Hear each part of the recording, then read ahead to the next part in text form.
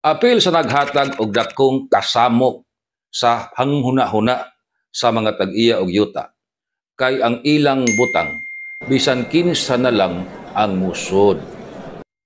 Bisan kinsa na lang nga mga sakyanan ang musod o moparking sa ilahang yuta.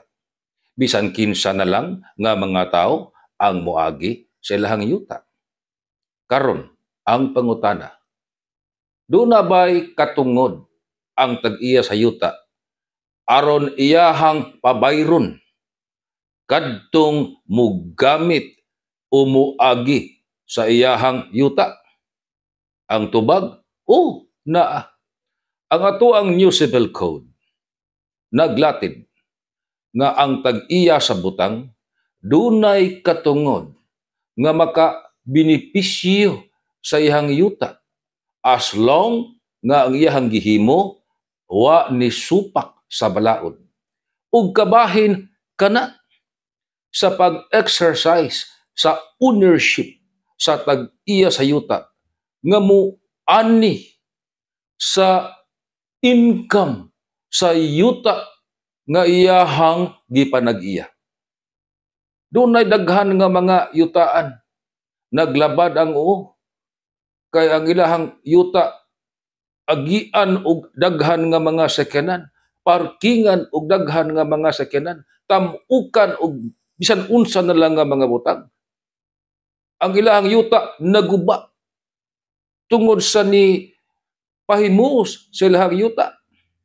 Doon na ba'y pagtugot ang balaod ngadto sa mga tag-iya sa yuta aron mo dawat og bayad ngadto sa mga tao nga nakabenepisyo sa ilahang yuta? Yes. Ang mga yutaan mahimo kamo nga mangayo og toll fee sa mga sakyanan nga moagi dinha sa inyong yuta. Gigamit man kanang inyong yuta.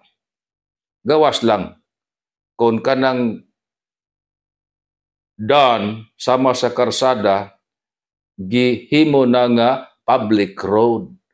Kay ang public road iya man kana sa gobyerno. Mahug na kana og libre nga agyanan basta public road. Apan ang inyong yuta agi-agian og bisan unsa na lang nga mga sakyanan naguba ang kahimtang sa inyong yuta, may katungod mo nga mangayo og toll fee. Ang inyong yuta bisan kinsa na lang ang mo parking, may katungod mo nga mangayo og parking fee. Ang inyong yuta bisan unsa na lang nga mga butang ang gipangtam-ok, may katungod mo nga mangayo og storage fee. Karon og dili magka sinabot kamo sa mga tag-iya sa yuta, dunay katungod. Aron dili ninyo basta-bastang ipagamit ang inyong yuta. Ato timan-an sa nangagi nga episode, naghiskot kita og bayad o gitawag og just compensation kung ang yuta pribado gamiton pinaagi sa gitawag og right of way. Ma-apply pud ni sa ato ang diskusyon ron. Ang inyong yuta gamiton gani sa mga pribadong individual, pwede mo nga mangayo og bayad inyo nang katungod isip tag-iya sa yuta.